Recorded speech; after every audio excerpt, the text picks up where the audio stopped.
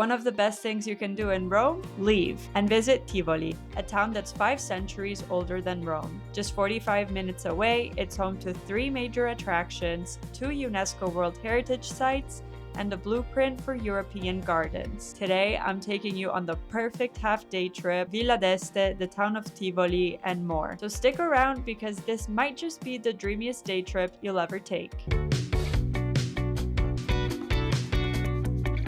Good morning from Rome! Today we're heading to Tivoli, one of the best day trips you can take from the city. We left around 8:30 a.m. to dodge traffic and avoid the midday summer heat and humidity, and it went pretty smoothly. Parking was a bit of a hunt because all the free spots were already gone, but we were able to find a great public parking lot nearby. I'll drop the name in the caption so you can park there as well.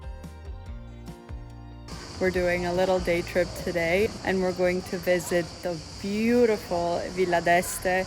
I've visited plenty of times, but I had to come back in the summertime when the gardens are fully flourished. Let's start off the adventures by visiting the one and only Villa dEste, and then we'll adventure through Tivoli, which is such a historic town. Tivoli has 3 major attractions, 2 of which are UNESCO World Heritage Sites, and Villa dEste, the one we're visiting, is the main attraction of the town. Regular tickets cost about 15 euros, and Villa dEste is open daily from morning to evening, except for Mondays when it opens in the afternoon. This place dates back to the late 1500s and was declared a UNESCO site in 2001. The Villa dEste was commissioned by Cardinal Ippolito II dEste, which explains the religious themes all throughout, including the Hall of Noah, the Hall of Moses, and so forth.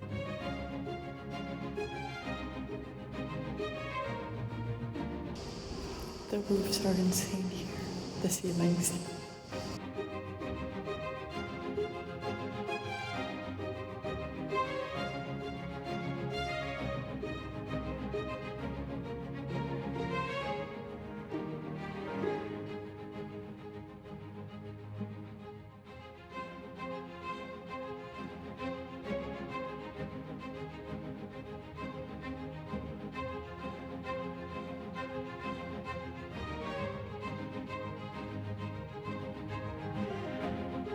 It's 10:30, which means it's time for the second coffee of the day. So right now we're gonna get a nice cappuccino and then off to the gardens of the Villa dEste. Cheers with the cappuccino and some beautiful views. While the villa is beautiful, the gardens, they are out of this world and the true star of the show. With over 50 fountains, dozens of statues, and 3 grand ponds, it honestly feels like you've stepped into a fairy tale or straight back to the Renaissance. Like I said, I visited Villa dEste before, and last time I did was 2 years ago in March. So it's so nice to see all the greenery and all the flowers.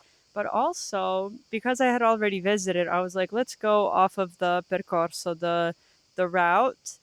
I'm already seeing things I hadn't seen the first time. So I'm really excited. This kind of feels like Barbie and Pegasus. Is that the name? Look at that. He's so cute.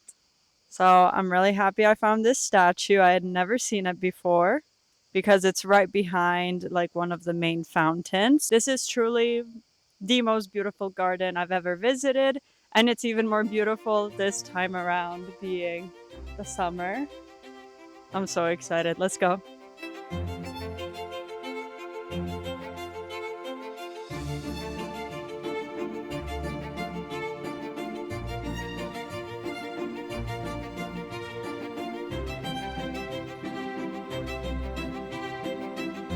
Next up, I think this is one of the most iconic fountains of the garden. It's Fontana dell'Organo, named for its oval shape.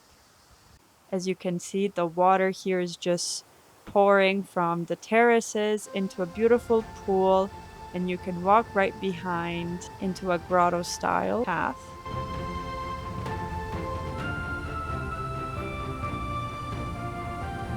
Look at this. You get a nice fresh fresh breeze. So when you visit, make sure to come here because it is hot in the summertime. Another stunning and iconic fountain is the Cento Fontane. This is a really long walkway lined with hundreds of spouts, each with faces, some obelisks. It's nothing short of mesmerizing. Cento Fontane leads from Fontana dell'Organo to Fontana di Rometta. This one is filled with statues that pay a tribute to ancient Rome. There are a boat symbolizing Tiber Island, the iconic she-wolf feeding Romulus and Remus, as well as Roma, the goddess. Now, for the most dramatic and breathtaking fountain is Fontana di Nettuno. It was originally built in the 17th century. Due to deterioration, the fountain we see today is the 20th century restoration. This is the most grand and most spectacular fountain. I'm gonna show you a fountain that has never really left my mind since the first time I saw it. It's a bit inquietante, but cool. Reading off the description here. This fountain was built in the 17th century and is dedicated to Diana of Ephesus. It is the fountain of Mother Nature, and it has lots of breasts and bull testicles to represent fertility, abundance, and the nurturing power of nature.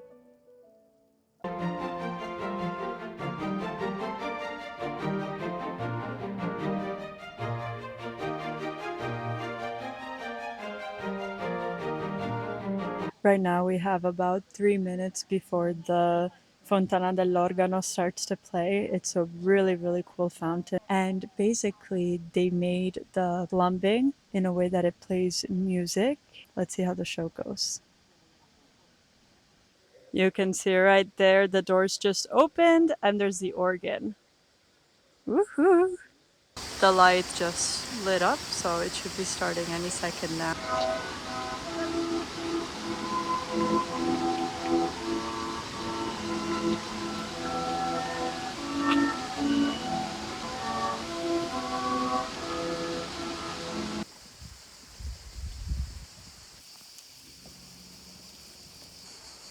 One place to not miss out on is Diana's Grotto, which reopened this May after 50 years, covered with mosaics of different materials, including shells and semi-precious stones. This grotto is nothing short of breathtaking.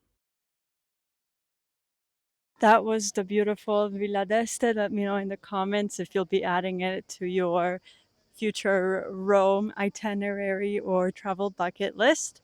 Right now we're on our way to Ristorante il Ciocco, which is the restaurant we always go to eat at when we're in Tivoli. Look at how beautiful this town is. This cool statue over here. And yeah, they're usually very good about accommodating gluten-free food. The views there are insane. It's kind of like a gorge, and so let's go have some good food. I'm quite hungry right now, and explore Tivoli. It is worth noting that Tivoli is on a hill, so the whole town is pretty hilly, and being the historic town that it is, it's also all cobblestone. I would not wear heels. I would wear flat, comfortable shoes.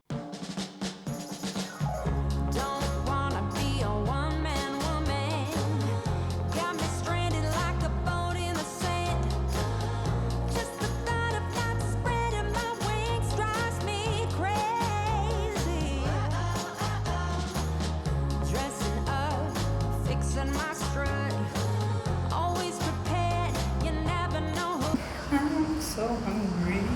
Yes, I am. Get ready for some spectacular views.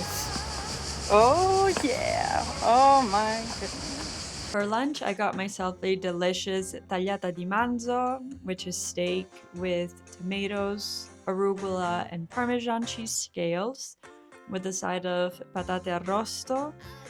And as always, this place is so phenomenal. I ended lunch with my absolute favorite dessert from here, which is gluten-free ricotta e pere. It's a cake made with hazelnuts, ricotta, and pears to die for. And as always, we cannot finish a lunch without a caffè macchiato. But now you're gone and all I have is time. And though you're not here. The food coma is so real right now, and it's so hot. It's 32 degrees with Celsius with 40% humidity. While we walk around Tivoli, I just wanted to mention the two other major attractions, which are Hadrian's Villa, the other UNESCO World Heritage Site, and Villa Gregoriana. Today is just half a day trip, so hopefully we'll get to go visit both of these two villas in a future trip to Rome. Villa Gregoriana is a gorge you walk/hike around.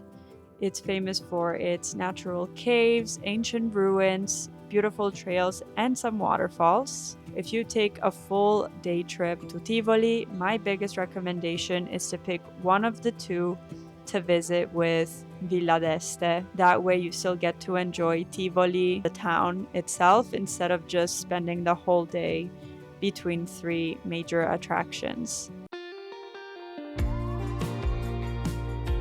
I wrote a full blog post on how to spend the perfect day trip in Tivoli, including Villa Gregoriana and/or Villa Adriana. So make sure to read it. It has all of my essential tips that I wasn't able to cover in this video and more information on all the attractions. So make sure to go check it out. I have it linked in the caption below. Alrighty guys, this was Villa dEste in Tivoli. I hope you really enjoyed this vlog and coming along with me to these two beautiful places and low-key hidden gems. As always, make sure to like, comment, and subscribe so I can keep making these videos. And let me know in the comments if you would add Tivoli as a day trip from Rome. Out of breath because it's so hot and everything's uphill. Bye guys!